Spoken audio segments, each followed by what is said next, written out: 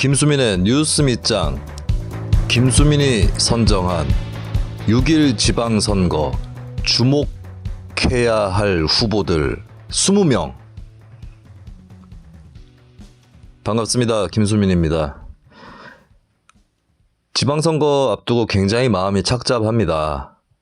늘 그랬지만 지방선거가 중앙선거처럼 치러지는 그런 특징이 한국 정치에서는 강했고, 사실 자기가 유튜브 듣고 팟캐스트 좀 듣는다면서 그 댓글로 반기 좀 끼는 사람들도 지방 정치에 대해서는 문외한이에요. 그래서 그 얘기를 안 하거나 관심이 아예 없거나 아니면 쓸데없는 얘기하거나 알지도 못하면서 짓거리거나 이런 사람들이 많았습니다. 이 지방선거라는 것은 중요한 기회예요. 왜냐하면 일반 시민들이 평소에 지방의회라든지 지방자치에 관심을 잘 갖기가 어렵습니다. 이게 한국이 선진국이 되고 삶의 질이 좋아지고 노동시간이 단축되고 여가가 길어진다고 해서 이게 수준이 올라갈까? 이것도 저는 좀 낙관적이지 않아요. 그래서 중요한 건 선거를 한번 할 때 잘 찍어 놓는 겁니다. 설령 내가 찍은 사람이 기억이 안 난다 할지라도, 그 사람이 당선됐는지 모른다 할지라도 어쨌든 당선이 되고 의회가 구성되고 단체장이 탄생을 하면 4년 동안 굴러가는 거거든요. 그러니까 선거 한 번 할 때 잘해야 돼요. 이건 국회도 마찬가지입니다. 시민운동의 감시? 이런 거는 굉장히 제한적일 수밖에 없는 거예요. 그래서 제가 무슨 소환을 한다 이런 것보다 선거제도에 열을 올려서 설명을 했던 것도 그런 이유 때문입니다. 근데 지금 꼬라지를 보면 이번 지방선거의 제일 문제가 뭐예요? 무투표 당선입니다. 그리고 그것을 가능케 한 제도, 그리고 그 제도를 만들거나 방치한 사람들, 이게 가장 문제인데 여기에 대해서 제대로 진단이 되고 있습니까? 안 되고 있어요. 그나마 조금 하는 데는 텍스트 매체들이고 이렇게 음성이라든지 시각으로 전달되는 매체에서 거의 안 해요. 뉴스 밑장밖에 없습니다. 그러면 이 뉴스 밑장 많이 듣느냐? 많이 안 듣죠. 이런 상황입니다. 뉴스 밑장도 에피소드에 따라서 조회수가 왔다 갔다 하고 거의 편식, 비패 수준의 왔다 갔다 하는 정치자들, 시청자들이 있는데 하면 할수록 참 보람이 없다는 생각을 합니다. 차라리 처음부터 끝까지 조회수가 낮으면 몰라. 참, 그리고 아이템에 따라서 확 달라지는데, 근데 딴 데서도 많이 얘기하는 거 아니에요?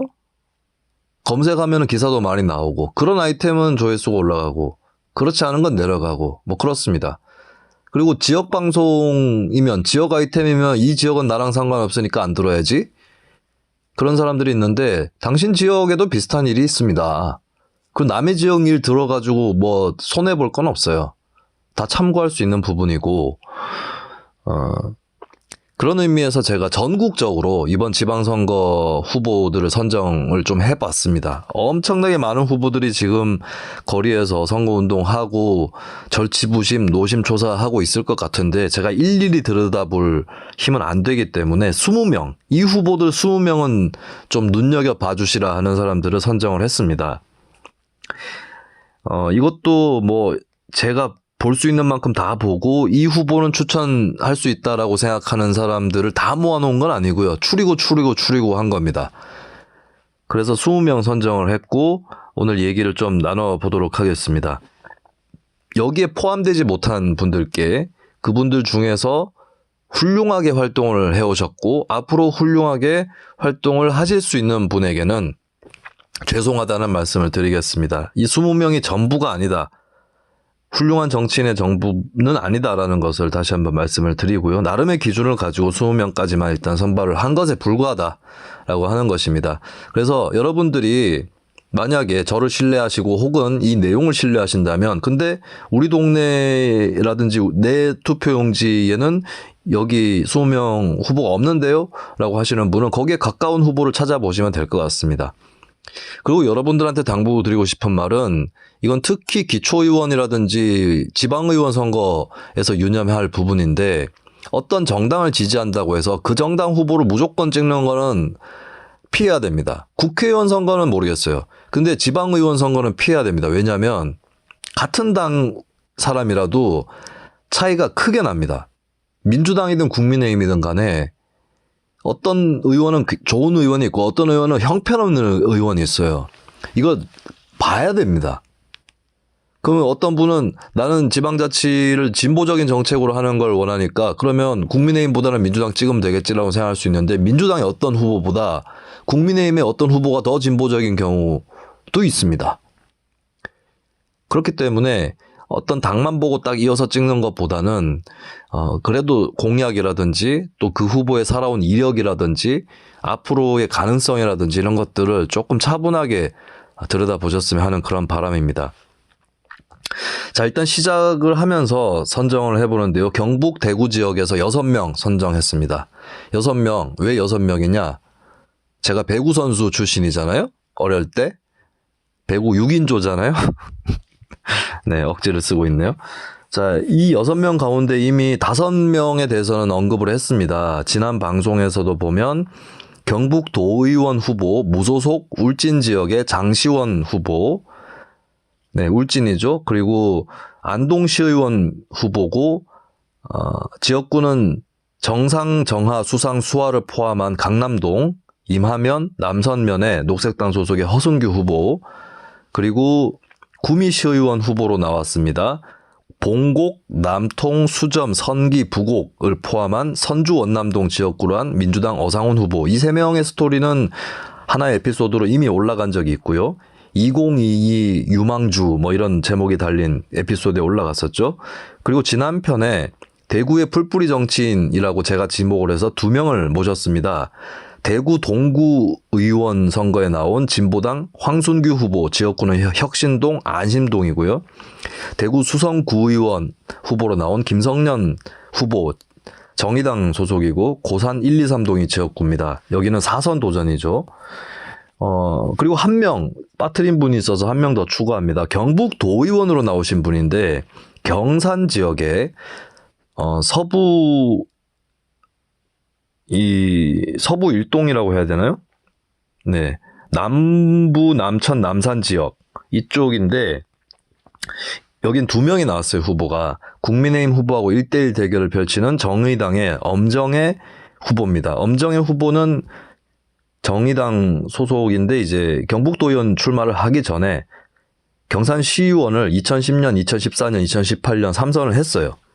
그때 무슨 활동을 했느냐? 많이 활동을 했겠지만 좀 추려보면 학교 밖 청소년을 지원하는 조례, 그리고 과수 농가를 위해서 이동식 저온 저장고를 설치하는 것, 또 뇌병변 장애인 주간 보호시설을 설립하는 이런 노력을 이거 3선 때 했던 것이고 초선 재선 때 했던 것까지 합치면 더 많습니다.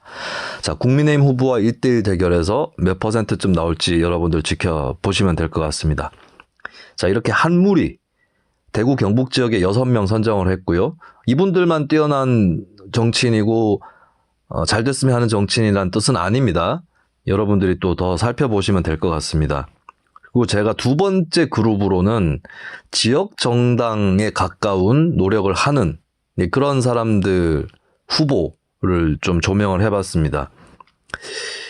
7번째 사람이 되겠네요. 제주도지사 후보에 나온 박찬식 무소속 후보입니다. 제주가치라는 단체에 속해 있는데 이것이 사실상 지역 정당에 가까운 그런 지역 정치단체라고 볼 수 있겠습니다.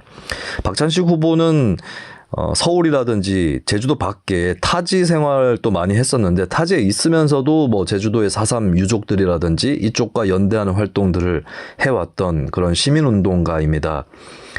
그리고 이번에는 6대 대표 공약을 제시를 하고 있는데 뭐 수기민주주의 강화라든지 또 제주환경기여금 도입 이런 것도 있고요. 그리고 국제자유도시 비전 폐기하겠다는 얘기를 했습니다. 그러니까 난개발이 외지 자본 중심으로 진행이 되면서 제주도가 맞지 않는 옷을 입었다라고 하는 그런 진단이고 제가 봤을 때는 이 필리핀인가요? 보라카이 섬이 난개발로 완전히 오염이 돼가지고 심지어 두테르테 정권이 한번 폐쇄시킨 적도 있었습니다. 제주도도 공항을 하나 더 지을 것이 아니라 오히려 관광객의 총량을 뭐 정한다든가 이런 더 파격적인 대책이 필요할 수도 있는 거거든요. 근데 어쨌든 간에 계속 난개발 그리고 외지자본 유치 이런 부분들에서 벗어나는 것이 대단히 중요하다라고 하는 것입니다. 그리고 제2공항에 대해서도 박찬식 후보는 사업을 백지화하는 네, 그 공약을 냈습니다. 그리고 과천입니다. 과천 지역도 지역 정당에 준하는 주민정치 모임의 역사가 제법 깊은 지역이고요. 이 지역에서 무소속 시민 후보로 출마를 해서 당선이 되어 왔었던 그런 의원들도 있습니다. 그 중에 한 명인 안영 과천시의원 후보입니다. 안영 두 글자라서 외우기 쉽죠? 이분은 과천시의원을 한번 하셨어요. 하시고 2018년 지방선거 때 과천시장 선거에 출마를 했었는데 낙선을 했습니다. 이번에는 다시 시의원으로 도전을 하는데 이분이 했던 일들을 일단 살펴보면 승마 체험장, 캠핑장, 이 예산 낭비 논란이 있어서 시민들의 굉장히 큰 반대가 있었고 결국 이 예산을 삭감했다라고 하는 것이 주요 활동으로 꼽힙니다.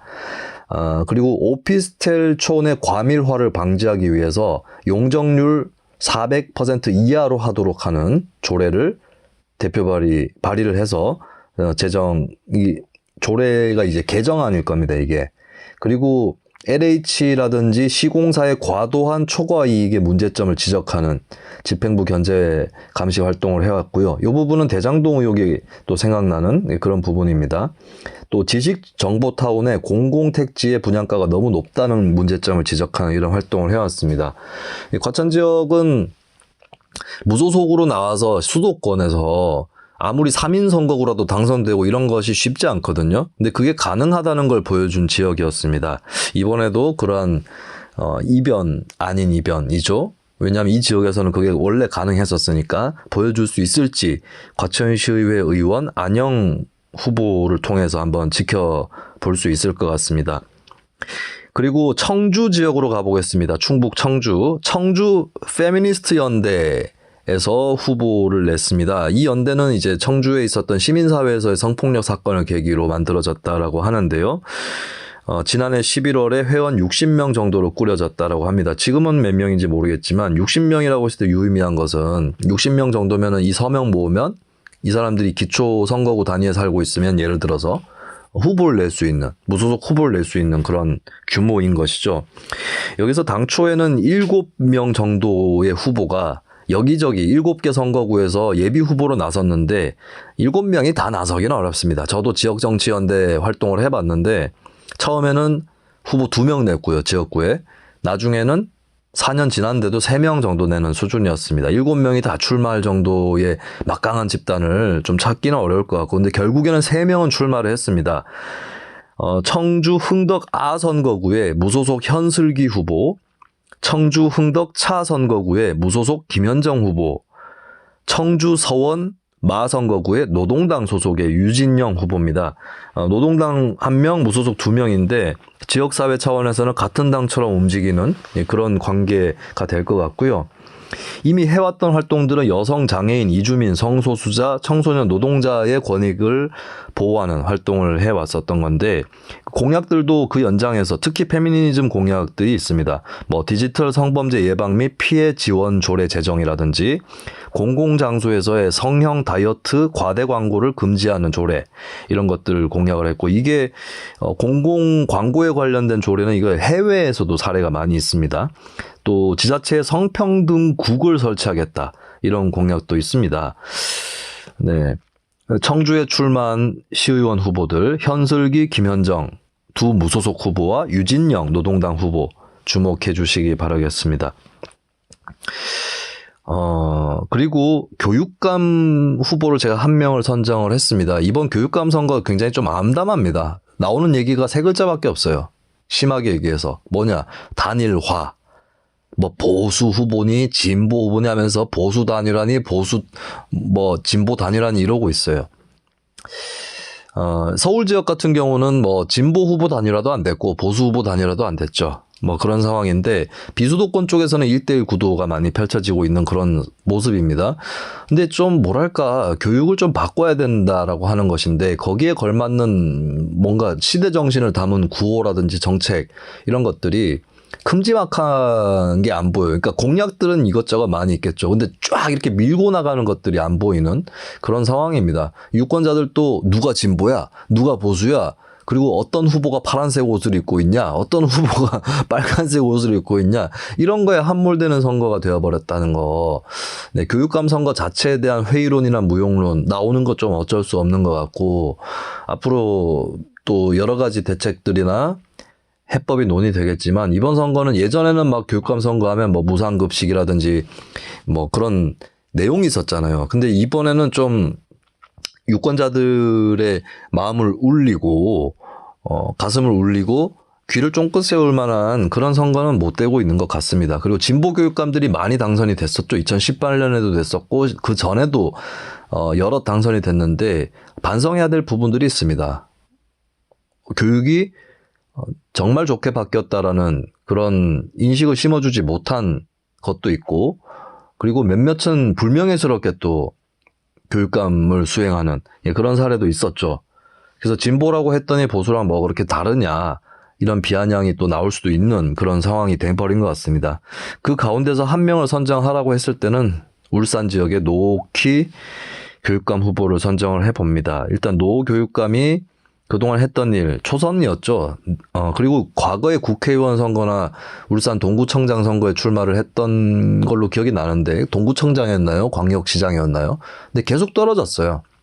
선전하면서도 계속 떨어졌는데 교육감에 도전하면서 비로소 당선이 2018년에 됐었다라고 하는 겁니다. 정부 계획보다 한 학기 앞당겨서 고등학교 무상교육을 실현했다. 이것은 큰 자랑은 아닐 수 있습니다. 어차피 정부에서 하기로 했으니까. 근데 만약에 정부에서 안 하기로 했다 할지라도 그 공약을 지킬 수 있었다라고 하는 것이죠. 그리고 중고교 신입생 교복비 지원이라든지 사립유치원까지 포함한 무상급식 이런 것들을 실시를 했다고 하고요. 그리고 울산 교육의 청렴도를 높이기 위해서 원 스트라이크 아웃제, 한번 어느 기준에 잘못을 저지르면 퇴출하는 그런 것과 청렴 시민감사관제를 운영했다라고 하는 겁니다. 그리고 코로나19 대응에서는 전국교육청 최초로 이동형 PCR 검사소를 운영했다. 또 전국에서 유일하게 3차례에 걸쳐서 교육재난지원금을 지급했다라고 하는 것입니다. 그리고 이제 또 당선이 된다 했을 때는 성장 단계별 학교급별 교육과정인 배움성장 집중학년제를 시행하겠다, 뭐 이런 공약도 있었는데요. 근데 저희가 좀 노키 교육감 후보로 선정하게 된 것 중에 하나의 계기가 있었는데, 포괄적 성교육입니다. 이 포괄적 성교육이라는 것은 뭐 특별한 한국에서 뭐 새로 만들어진 이런 개념은 아니고요. 이게 유네스코에서 만든 국제 성교육 지침서가 있는데, 자, 여기서 어떤 문제인식을 갖고 있냐면 생물학적인 것만 가르치다시피 했어요. 옛날의 성교육이. 그래서 이것이 아니라 인간의 생애에서 성과 관련된 모든 경험들을 포괄해서 교육을 해라 라고 하는 이런 성교육 지침서라든지 포괄적 성교육에 대한 그런 것들이 있습니다. 그리고 5살부터 시작해야 된다 라고, 5살한테 모든 걸 막 이렇게 가르칠 수는 없겠죠. 근데 그 발달 단계에 맞는 성교육을 시작을 해야 된다라는 게 유네스코의 권고예요. 근데 여기에 대해서 지금 자칭 보수 개신교, 보수라기보다는 거의 극우에 가깝다라고 보여지는데, 이 노키 교육함의 포괄적 성교육에 대해서 시비를 거는 이 사람들이 있고, 이들이 이제 보수 교육감 후보라고 불리우는 사람을 지지를 하고 있다라고 합니다. 어린 학생들에게 지나친 성고정관념을 가르치며, 성고정관념을 지나치게 가리키는 건 어느 쪽인가 생각을 해보세요. 그리고 페미니즘 및 다양성을 강조하면서 남녀의 특성에 기반한 공존과 조화의 정신을 파괴하는 것. 여기서 얘기한 남녀의 특성이란 건 본인들이 고정관념으로 정해놓고 오히려 조화의 정신을 파괴하는 거 아닙니까? 이게 그냥 보수라고 얘기할 수 있나요? 네. 결국에는 이제 성소수자 차별이라든지 이런 거 교육하는 거 막으려고 한다는 거잖아요. 이런 사람들 일부가 이런 얘기를 하게 돼요. 난 차별에는 반대한다. 그래도 뭐 사람인데 어떻게 차별하고 탄압하느냐. 근데 그런 성소수자가 자꾸 양산되고 성소수자가 아닌데 스스로를 성소수자로 인식해가지고 그런 길로 가게 만들고 이러면 안 되는 거 아니냐고 얘기를 합니다. 그런 식으로 꽁꽁 묶어놓으니까 성소수자 청소년이 극단적인 선택을 하고 이러는 거 아닙니까? 그 사람 생각이 맞다면 만약에 자연스럽게 내버려두면 되는데 성소수자가 양산되고 있다라고 생각을 하나 본데, 아니 거꾸로요. 그렇게 생각한다면 예를 들어서 성소수자라고 스스로 여기다가 또 성 정체성이 변화할 수도 있어요. 그러면 그냥 놔두면 되는 겁니다. 예. 놔두면 된다라고 했을 때 그걸 어기고 있는 쪽이 어느 쪽인가? 이게 보수인가? 인간 말고도 여러 동물들이 동성애라든지 이런 형상들이 있어요. 예, 이게 자연적인 특성입니다. 누가 자연의 섭리를 파괴하고 있는지 돌아보시기 바랍니다. 이런 세력에게 지금 공세를 받고 있는 노키 교육감 후보인데 이런 사람한테 지면 안 되잖아요. 이런 쪽한테. 네, 한국 사회가 어디까지 그래도 왔는지를 좀 보여주는 선거가 됐으면 좋겠습니다. 자, 그 다음은 제가 국민의힘 쿼터입니다. 민주당 쿼터 있다고 했죠? 민주당 한 명은 선정할 거다라고 했는데 들어가 있어요, 민주당은. 근데 국민의힘이 참 찾기가 어렵네요. 제가 여기저기 이렇게 자문을 해봐도 국민의힘 의원들 중에도 혹은 후보들 중에도 훌륭한 사람들이 꽤 있을 거라고 생각합니다. 지방자치를 혁신해내고 주민들의 복지를 향상시킬 수 있는 인물들이 있을 거라고 생각되는데 당에서 그런 부분들을 잘 알리지 못했던 건 아닌가라는 생각도 들어요. 야, 우리 당의 이 의원이 복지 전문가야 라고 알리는 노력이 부족했던. 그러니까 아직까지도 뼛속 깊이 복지는 진보의 것이라고 생각하고 자신들은 그냥 어느 정도 따라가 준다라고 생각하는 건 아닌가 싶어요. 그래서 좀 찾기가 어려웠습니다. 근데 제가 한 계기로 한 분은 적어도 선정을 할 수 있게 됐는데요. 사회적 경제 관련해서 매니페스토 협약이 있었습니다. 근데 명단을 보니까 국민의힘 소속 후보가 여전히 명단에서 소수예요.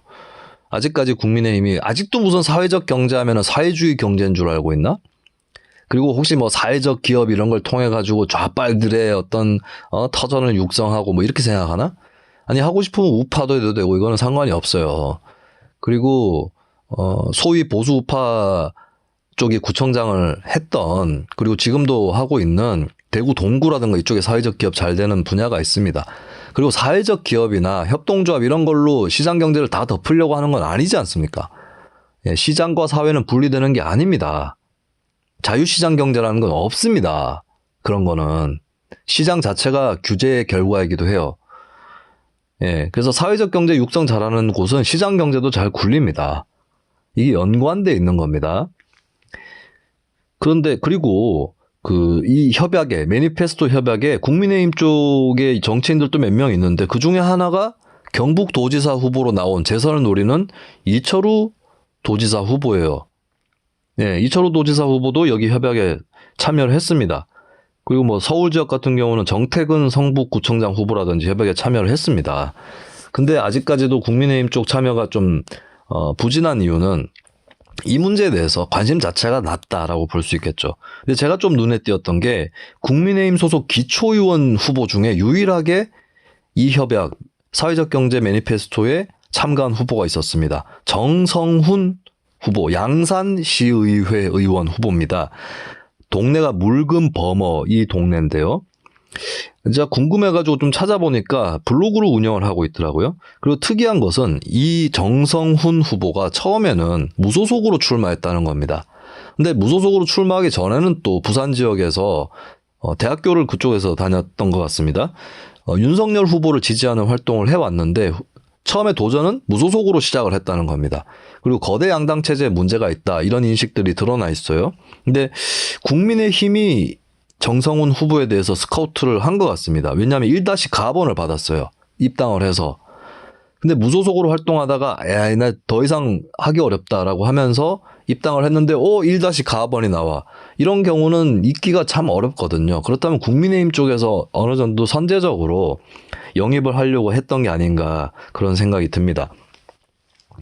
정성훈 후보는 이미 이제 예비 후보를 하는 과정에서 양산시정에 대해서 연구를 새로 더 하는 모습을 보여줬는데 업무 추진비를 6명, 업무 추진비를 너무 과다하게 쓴다라고 하는 그런 것들도 내역을 한번 살펴서 보고, 그리고 양산시에서 개발한 어플이 있는데 제작비가 1억 원이 사용되었는데도 누적 다운로드 수가 300여 건에 불과한 이런 것들도 찾아서 밝혀내기도 했습니다.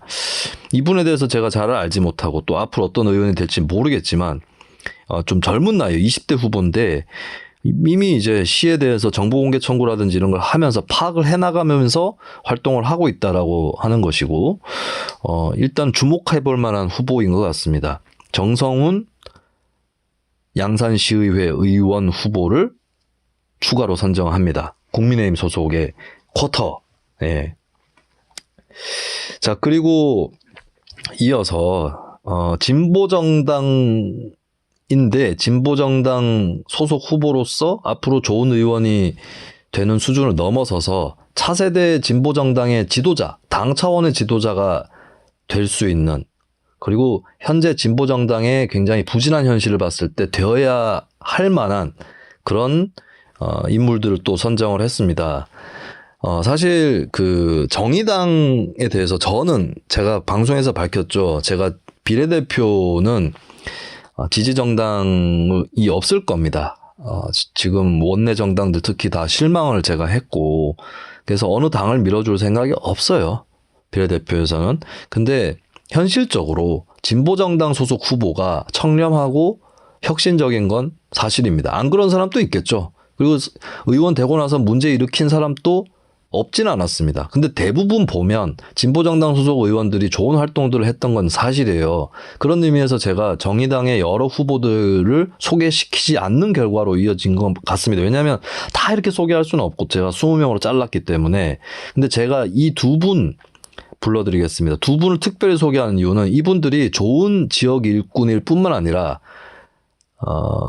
쉽게 얘기해서 민주당 이중대로 욕먹어 마땅해진 정의당을 바꿀 수 있는 그나마의 일꾼들이라고 하는 겁니다. 어떻게 아느냐? 제가 SNS로 계속 지켜봤고 그중 개인적으로 아는 사이인 분도 있는데, 정의당이 최근에 잘못한 게 뭡니까? 두 가지잖아요. 크게 조국 사태하고 최근에 검수완박이지 않습니까? 근데 조국 사태 때부터 검수완박에 이르기까지 그것은 진보가 아니다.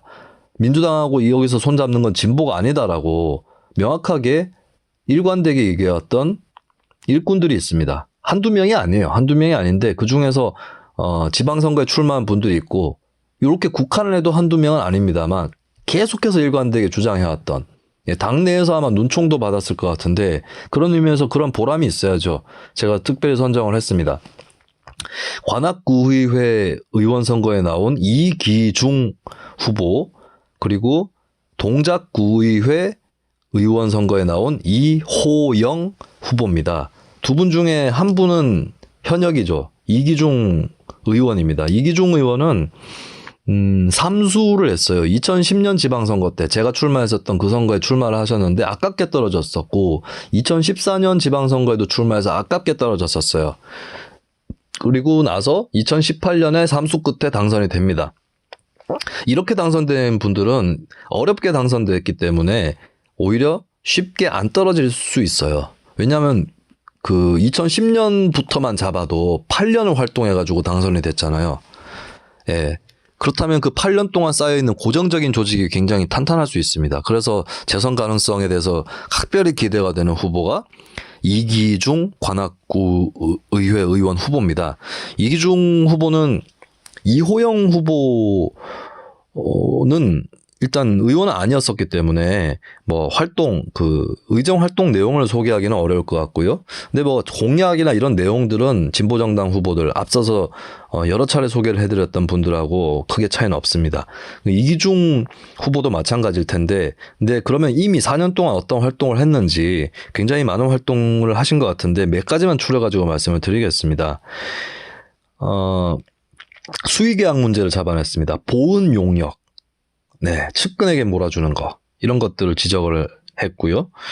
그리고 교육 분야에서는 무상교복 지원을 제한하고 입학준비금 조례 제정으로 30만 원을 지원하는 제도를 만들었습니다.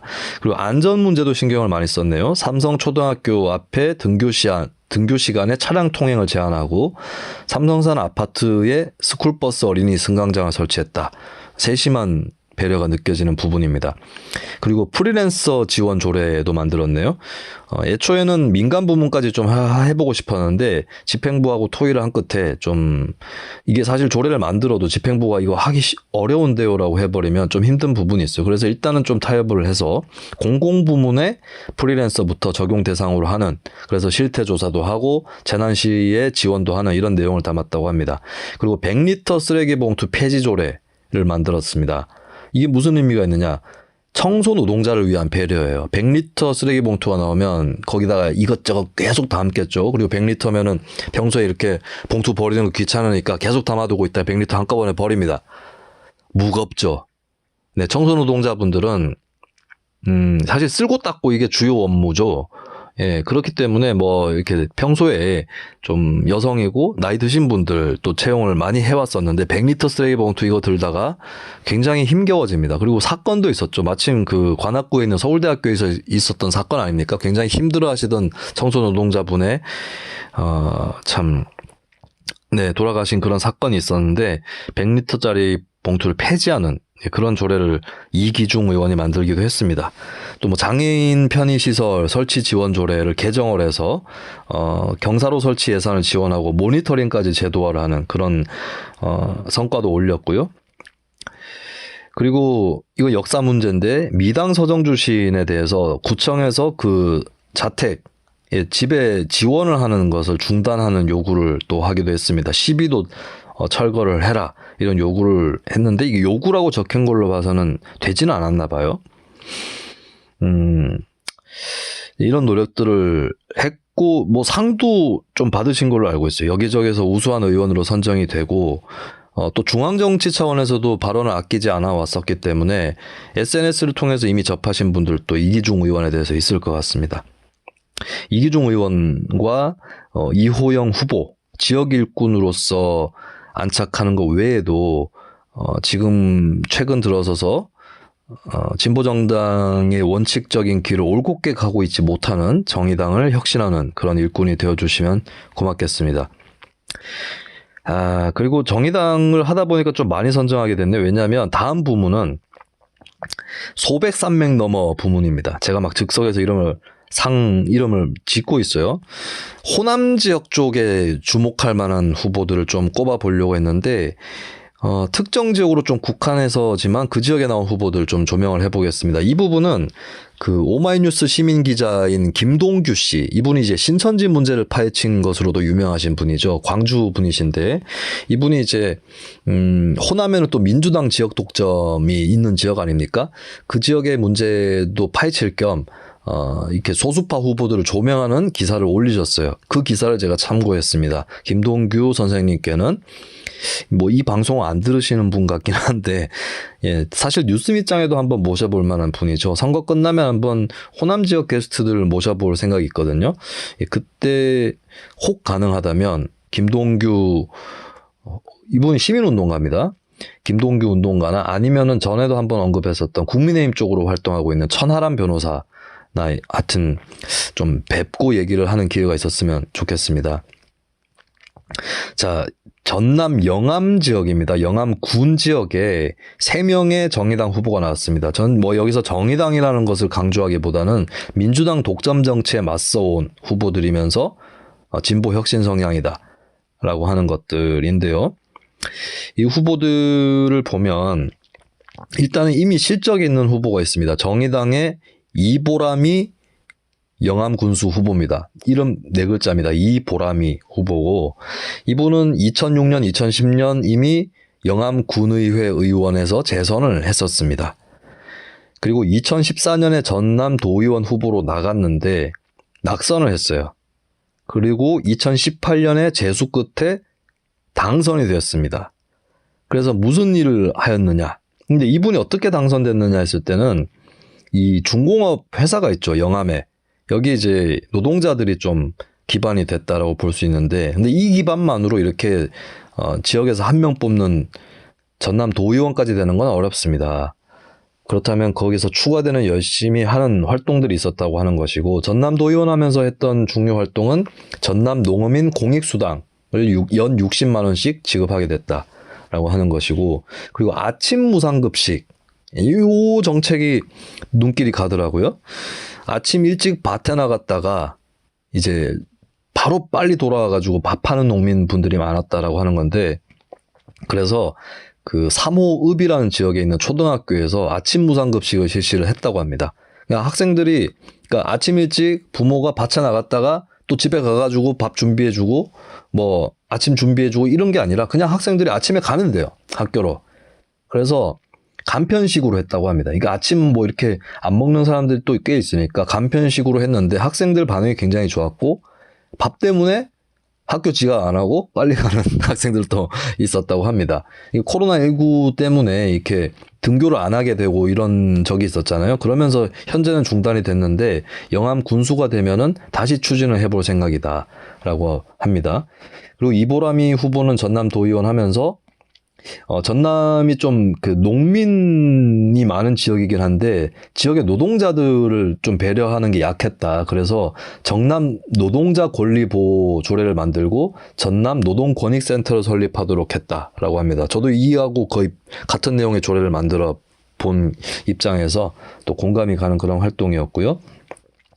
그리고 영암의 영암 지역의 영암 군의원 후보들도 나와 있습니다. 이보람이 후보하고 호흡을 맞춰서 출마를 하게 된 후보인데, 김기천 군의원이 있습니다. 김기천 군의원이 재선에 도전을 합니다. 2018년에 2인 선거구에서 당선이 됐어요. 16표 차이로 신승을 했는데 그동안 무엇을 했느냐, 4년 동안에 김기천 후보가 지역 5일장에 물건 배달해주는 제도를 도입했답니다. 그러니까 어르신들이 많이 들르실 거 아닙니까? 근데 이제 물건도 힘겹게 들고 가야 되는데, 그러면 일단 여기 오셔가지고 배를 띵동 누르면 도우미들이 수레를 끌고 나와서 어디까지 뭐 가실까요? 하면서 물건을 이렇게 같이 옮겨주는 그런 제도를 만들었다고 합니다. 이게 지방자치의 묘미입니다. 네. 요거 시골 지역에 활동하시는 분들 한번 참고를 해보시면 좋겠네요. 그럼 이 도우미들이 뭐 이렇게 뭐 고임금을 받거나 굉장히 정규직이거나 이럴 리는 없겠죠. 근데 이러면서 이 도우미 분들이 또 이런 경우는 글쎄요, 이 일자리가 어떤 일자리인지는 제가 확인 안 해봤는데 비정규직이라도 괜찮아요. 이거 아르바이트 삼아서 특히 전업주부분들, 그러니까 무슨 직업이 필요하신 분들한테 제공된다기보단 전업주부분들한테 제공될 수 있는, 여기 전업주부는 남성도 들어갑니다. 근데 그런 일자리가 되겠죠. 작은 도서관도 마찬가지인데 작은 도서관 만들면 사서가 필요하잖아요. 근데 사서를 꼭 뭐 이렇게 직원을 채용할 필요는 없습니다. 이렇게 정규직을 뭐 하루에 몇 시간 끊어서 활동하는, 뭐 그 동네 부근에 살면서 내 이 시간 된다 해서 활동하고 그만큼 급여 받아가고, 이런 거는 시간제나 기간제도 괜찮은 일자리죠. 이게 일자리에 따라서 비정규직이 더 나은 경우들이 있습니다. 하여튼 간에 이거는 또 이렇게 생각을 펼쳐나갈 수 있는 부분인 것 같고요. 그리고 장문규 정의당 영암군의회 의원 후보도 있습니다.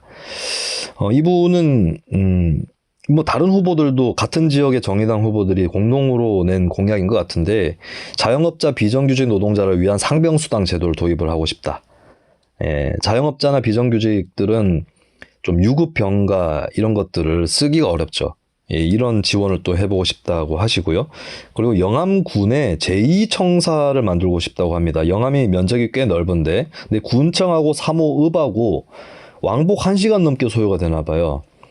3호 쪽에 영암 기업체들이 대부분 있는데 인허가 업무를 보려면 불편하다. 그러니까 보세요. 노동자적 관점이 있으면 기업적 관점도 있게 되는 거예요. 인허가를 할 때 업무 볼 때 기업의 불편함에 대해서 인지를 하고 있는 거잖아요. 그래서 청사를 하나 더 만들겠다라고 하는 건데, 이게 뭐 없던 걸 확 만든다기보다는 읍사무소를 확대 개편하는 식으로 진행하는 거, 이렇게 현실적인 아이디어를 또 내고 있습니다. 또 장문규 후보가 밝힌 바에 따르면 산업을 다각화하고 싶다. 조선업종에 편중이 돼 있기 때문에 영암대불공단의 뭐 신재생 에너지 사업이라든지 뭐 수소, 전기전자 관련 산업도 돌아갈 수 있도록 하고 싶다라고 하는 겁니다. 이 풍력 같은 경우는 또 이 조선산업하고 밀접한 연관이 있습니다. 기술적으로. 그런 부분들을 살려서 한국판 말매 스웨덴 말매가 있죠. 조선업이 망하는데 대신에 신재생에너지 공단으로 탈바꿈한 뭐 그런 사례. 그러니까 여기 조선업이 망한 것은 아니더라도 같이 굴러가는 산업 다각화를 모색하는 그런 또 생각도 갖고 있는 장문규 후보입니다. 이보람이 영암 군수 후보, 김기천, 장문규 영암 군의회 의원 후보. 물론 두 분이 다른 지역구로 출마를 했겠죠. 네, 기억해 주시기 바라겠고요. 자, 이제 2명 남았습니다. 2명. 그리고 여러분들 앞에 무슨 이름 불렀지라고 생각하시는데 마지막에 제가 끝날 때 다 정리하겠습니다. 자, 2명 남았는데 2명은 제가 누구로 선정했느냐? 만 18세 후보입니다. 야, 세상이 많이 바뀌었어요. 제가 만 27세로 구미시의회 의원 후보 나가서 당선이 됐었거든요. 그리고 한동안 만 25세가 넘어야 공직을 맡을 수 있었습니다. 대통령은 만 40세고. 예, 그리고 예전에는 만 20세가 넘어야 대선에서 그 대선이나 공직선거 투표를 할 수 있는 시대도 있었어요. 저도 21살 때 처음 투표했습니다. 만 20세 넘어서. 2002년 대선 때 첫 투표를 했거든요. 근데 이제는 만 18세 투표권이 주어져 있고 똑같이 피선거권도 만 18세 이상으로 되어 있어요. 그래서 이번에 10대 후보들이 여러 출마를 했습니다. 7명이 전국적으로 출마를 한 것으로 알려져 있고, 그리고 그 중에 2분이 기초의원 지역구 후보로 나섰는데, 2분이 재미있게도 한 명이 영남 지역이고, 한 명이 호남 지역입니다. 그리고 호남 지역에 나온 만 18세 후보는 민주당 소속이 아니고, 영남 지역에 나온 만 18세 후보도 국민의힘 소속이 아닙니다. 자, 이 2분은 어떻게 될 것인가? 야, 지금 선거운동 하면서 참 여러 말들을 듣고 계실 것 같아요. 예? 이 만 18세가 뭘 한다고 뭐 이런 얘기도 쑥덕쑥덕 있을 것 같은데 이게 오히려 어르신들보다 중장년층에서 그런 빠은 소리가 많이 나옵니다. 뭘 한다고? 네. 너는 뭘 하는데? 그런 얘기를 하는 넌 뭘 하는데? 사람마다 각자의 관심 분야가 다르고 식견의 차이가 분야별로 다르고 또 그 나이 때만 보이는 게 있고 이런 게 있어요. 그래서 여럿이서 어울려서 살아가는 게 좋은 거죠. 그런 의미에서 뭐 70대 기초의원 의원도 꽤 있어야 된다고 봅니다. 근데 만 18세 이분들 일단 응원합니다. 그리고 지역 독점 정치에 맞서고 있는 거잖아요. 와, 대단히 흥미로운 후보들이다라고 하는 것이고 그 2분이 누구냐? 전남 무안군의 군의회 의원 선거구에 출마한 무소속 오신행 후보입니다. 한 분은. 그리고 2번째는 경북 경주의 시의회 의원 다선거구에 출마한 더불어민주당 김경주 후보입니다. 오신행 후보는 그 부친도 이번에 출마를 했고 부친이 여러 번 출마를 했어요. 근데 민주당 당적이 아니기 때문에 많이 낙선을 했습니다. 무소속으로 주로 출마를 했고 부친도 이제 뭐 민주화 운동 하여튼 그 운동 경험이 있는 분인데 그 영향을 어느 정도는 받았겠죠. 근데 그러면서도 물론 이건 주체적이고 능동적인 결단이 있어야 가능한 일입니다. 아버지가 뭐 그렇잖아요. 사실 아버지가 정치에 나가서 계속 선거에서 떨어지는 거 보면 난 절대 하지 말아야지라고 생각할 수 있는데 이분은 그렇지 않다라고 하는 겁니다. 오신행 후보는 현재 목포대학교의 패션의류학과에 다니고 있는 그런 후보인데 2004년 5월생이네요. 전국 최연소라고 합니다. 오신행 후보가. 일단 당직 경험이 없고 당적 경험이 이분이 내세우고 있는 것 공약이나 이런 거 보면 탄소 제로 사업자 지원 이런 친환경 공약이 있고요. 그리고 학생들에게 좀 공정 여행을 보내주는 이런 프로젝트도 좀 지자체 차원에서 벌이고 싶다라고 하는 겁니다. 근데 이분이 당선된다면 학업과 의정 활동을 병행할 계획이라고 하셨는데 요거는 쉽지 않을 겁니다. 요거는 어려울 거예요. 요거 좀 걱정된다. 예, 요게 한국의 지방자치가 프로페셔널이에요. 기초의원도. 그러니까 뭐 어디지? 뭐 어느 나라에는 뭐 회사 갔다가 퇴근하면서 밤에 가서 예산 심사한다 그러는데 우리나라는 기초지자체 큰 편입니다. 물론 무안군은 인구가 작은 동네겠지만 우리나라 기초지자체가 평균적으로 인구가 20만이거든요. 그런 나라가 선진국 중에 거의 없습니다. 10만 안 돼요, 대부분. 예. 근데 무한군이면은, 이게 가능할런가? 이거 궁금합니다. 근데 이게, 군 의원이 제가 알기로 이렇게 학생까지 겸직하기는 좀 어렵지 않을까 싶긴 해요. 그리고 강의가 있는 시간하고 회의 있는 시간이랑 겹쳐버리면 어렵습니다. 이분은 이제 야간 강의라든지 이런 것들 아니면 계절학기 이 위주로 들으셔야 되지 않을까 싶은데, 근데 그게 4년이죠. 그럼 군대도 군 문제는 어떻게 하실지는 뭐 알 수 없는 부분이지만, 그러나 일단 되면 각오를 하세요. 각오가 안 돼 있다면 문제인데 일단 되면은 4년 동안 앞으로 어떻게 될지 모른다고 생각하시는 게 맞습니다. 이런 부분이 또 유권자들도 막 제기를 하고 있겠죠. 당신 군대는 어떻게 할래? 막 이렇게 제기할 수 있는데 잘 뚫어내셔야 되겠죠. 그리고 김경주 경주시의회 의원 후보는 이름으로 먹고 들어간다. 이름이 경주야. 네? 이름이 경주입니다. 이분은 이제 2003년생인데 대구대학교 행정학과에 다니고 있다고 합니다.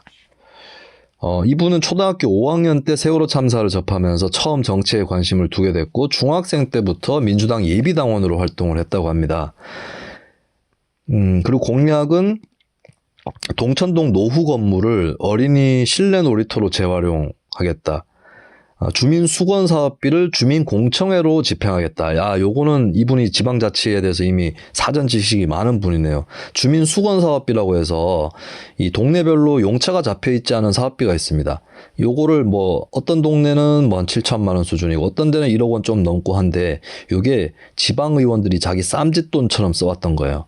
이게 이제 지방의원 재량사업비라고 알려져 있는데 지방의원한테 재량사업비는 없습니다. 지방의원은 집행기관이 아닌데요.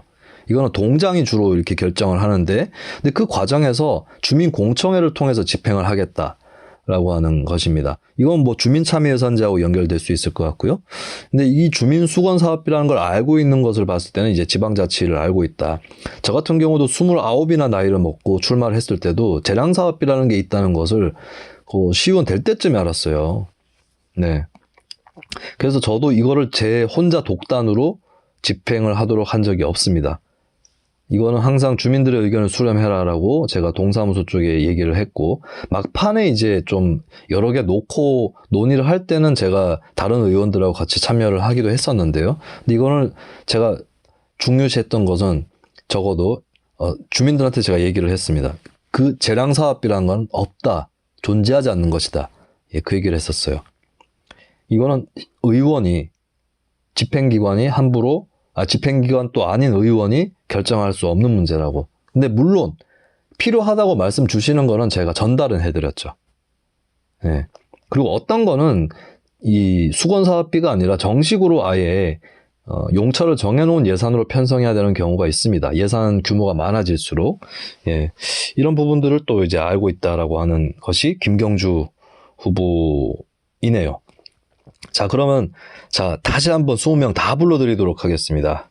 대구 경북 6명 선정해서 경북도의회 의원 울진지역 후보 무소속 장시원, 안동시의회 의원 강남동 이마면 남선면의 녹색당 허승규 후보, 구미시의회 의원 선주원남동의 민주당 어상훈 후보, 대구 동구의회 의원 혁신동 안심동의 진보당 황순규 후보, 대구 수성구의회 의원 후보 고산 1, 2, 3동의 김성년 정의당 후보, 경북도의회 의원 경산 쪽에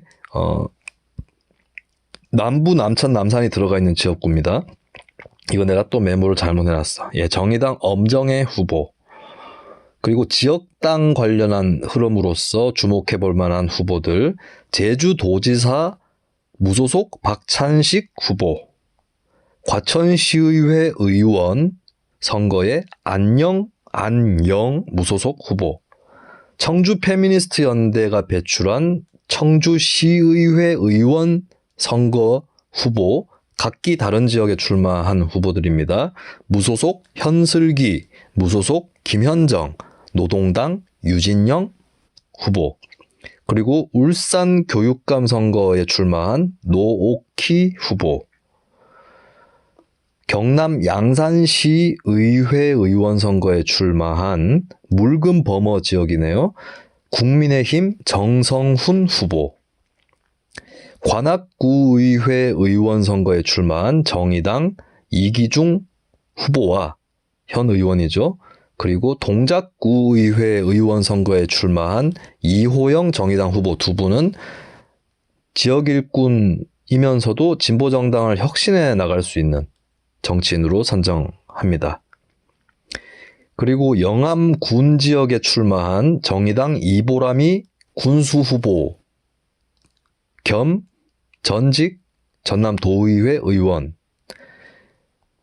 그리고 재선을 노리는 영암군의회 의원 후보 김기천 후보, 초선을 노리는 영남군의회 의원 장문규 정의당 후보, 이 3명 있습니다. 그리고 마지막으로 만 18세 후보, 전남 무안군의회 의원 후보로 나선 무소속 오신행 후보, 경북 경주시의회 의원 선거에 나선 민주당의 김경주 후보, 이렇게 20명을 김수민이 주목하고 지목하는 2022년 6.1 지방선거에 나선 후보 20명으로 선정합니다.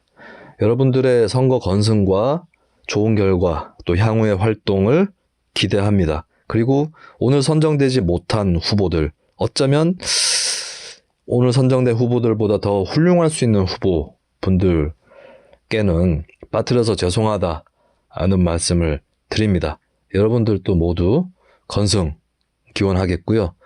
그리고 여러 가지 힘겨움과 때때로 돌발 변수에 부딪히는 모든 선거운동원 여러분들이 건강하게 선거 레이스를 마치시고 또 그 다음 나날로 나아가시기를 간절하게 기원합니다. 모두 무탈하시길 바라겠습니다. 자, 저는 다음 편에서 찾아오는데요. 울진에서 녹음을 할 에피소드입니다. 그리고 이 에피소드가 아마 토요일 0시에 공개가 될 텐데 토요일 오후 5시에 아마 유튜브 생방이 있을 겁니다. 그 전에 이거 들으신 분들은 잘 기억해 두셨다가 유튜브 생방으로, 물론 뭐 주말에 일 있으신 분들은 또 어쩔 수 없고요. 예, 그때 뵙도록 하겠습니다. 자, 저는 여기서 마무리하도록 하겠습니다. 오늘 선정된 후보들, 그 지지자분들, 그리고 그 후보를 닮은 후보들과 그 지지자들 모두 함께 외쳐보도록 하겠습니다. 아수라 발발 타.